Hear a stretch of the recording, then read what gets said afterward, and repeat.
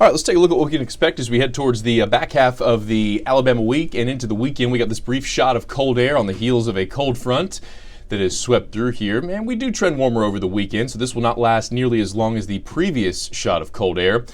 Could we see a few showers over the weekend? Certainly possible, but we stay mild, meaning we won't have another round of polar air coming in here in the wake of that frontal boundary. So let's start with a look at the big picture here. And features of note, of course, troughing taking place over the Great Lakes region, swinging into New England. That big system continues east, bringing a lot of rain. New York, Washington, the Mid-Atlantic, the Carolinas. We now are in the cooling phase where that colder air is swinging in here across the state.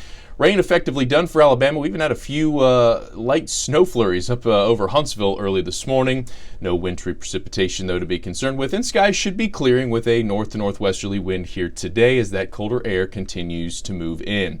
A look at some of the rainfall totals. This is a radar estimated totals. And I did this to illustrate, you can be, in close proximity to locations that get a decent amount of rainfall. The Birmingham area saw some pretty decent rain yesterday, but you head on up to places like Fayette or to Winfield or Haleyville, saw trace amounts. Montgomery, you saw over an inch of rain. Some areas in the suburbs close to 2. You had a high point over near Auburn, Eufaula, Columbus, of several inches of rain. And then down in the Wiregrass, parts of Covington County received nearly 2 inches of rain versus parts of Houston and Henry County that were under a half an inch. So the distribution of rain is never even, but it is welcomed and beneficial to whatever quantity we can have it. So here's a look at those temperatures this morning. Time's about 8:45 Central Time, and we got 40s. They're back. This map yesterday had 60s and 70s. Today, 30s and 40s. Bit of a wind chill factor, too, behind that front. And it feels like we're in the 30s across much of the state. We'll have a wind chill factor in several places through the afternoon as that cold polar air sweeps in. So let's go to our upper air look here.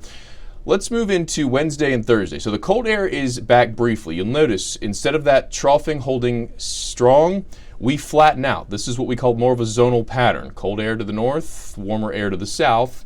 And with a zonal pattern, it's usually not nearly as cold. So Thursday morning, while chilly, will begin to warm up. It looks like a Thursday into Friday. It will be cold Friday morning, but then some weak ridging taking place here. You note, instead of the base of that trough being down to the Gulf Coast, we see some ridging here. So this is a look at height values, the colors at least. When you see the yellows, the oranges, a warmer air mass lies beneath. That's higher heights. That's how we identify where the cold and warm air is. The lower heights by the blues and the pinks. Colder air is more dense, so the atmospheric height is lesser so because there's less density in that air mass, and it looks like we'll be warming as we head into the weekend. And let's go to about noon on Saturday. Now we'll see a weak short wave. So the troughing, the really cold air actually backs off the entire lower 48, and we'll see a little short wave kink here. And with this will be an associated front that you'll see here in a minute, and that could bring us a few showers by the evening on Saturday, perhaps into Sunday. Not a big weather maker, though, and this will continue to head over the Great Lakes region.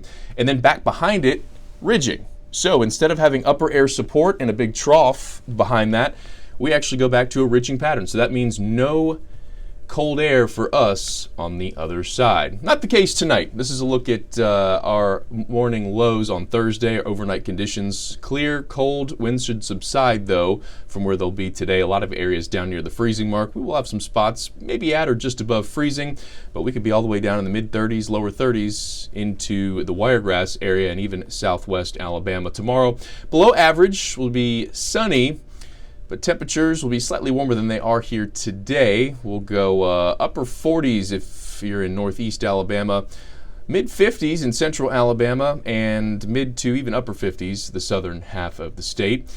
As we head into Friday morning, cold again. We will see most areas at the freezing mark or above it. I do think that there will be a freeze for several areas in northern Alabama by Friday afternoon, though. The warming trend continues, mostly sunny. This is a much more seasonal day temperature-wise as we reach the upper 50s and 60s. So let's go to the weekend setup here. We'll have a high pressure over the Carolinas. Note the circulation around the high. Winds tell you so much about what sort of a pattern we're going to have. Southerly winds almost always correlates with a warming trend versus northerly winds. We're usually sourcing our air from a colder air mass to the north. In this case, This will aid in the warming trend. It will also allow for systems like the one in the middle of the country to progress further to the east. So let's go to Saturday morning.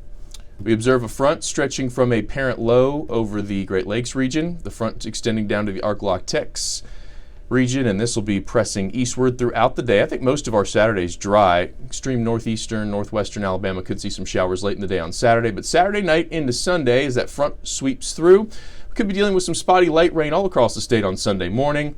That moves on out. Clouds probably linger for a time on Sunday, but we don't turn cooler. Our winds stay out of the south, and we do not have a replacement with a different air mass, so just a few showers and staying warm. Rainfall totals not very high over the next 7 days. Not expecting any sort of major system to come through here, but with a couple weak fronts early next week, we could yield anywhere from a quarter to about an inch of rain, depending on where you're at in the state.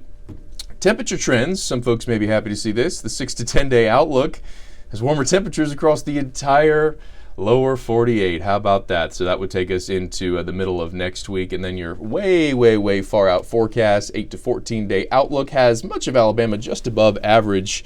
This would be heading into the week of Christmas. So what would that mean for you here in Alabama? Well, just because we're looking at the oranges doesn't mean we're talking 70s. Slightly above average for us this time of year would likely mean highs are in the 60s, morning lows in the 30s and 40s. Not a far cry from difference, but certainly warmer than we have been. So let's look at your morning forecast briefing for this Wednesday, December 11th. Have a great day.